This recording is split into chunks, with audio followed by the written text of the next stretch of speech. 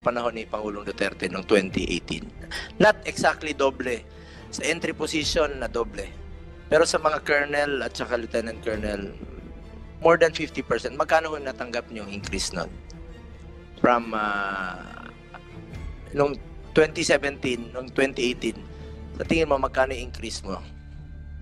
Hindi ko na ma-recall, Your Honor, dahil medyo may katagalan na yun. But kasi 2017, it's already 7 years ago.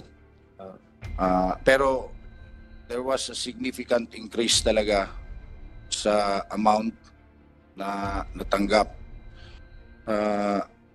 I just can't really recall. Baka pwede mong i-compute o yung mga kaklase mo, ma-compute nila magkano yon.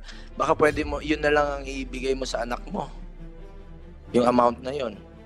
Your Honor, baka mapapayag natin yes, si Senator Hontiveros. Your Honor, I agree to that. Kung gusto nyo po, tirahan nyo na lang po ako ng para sa pagkain ko.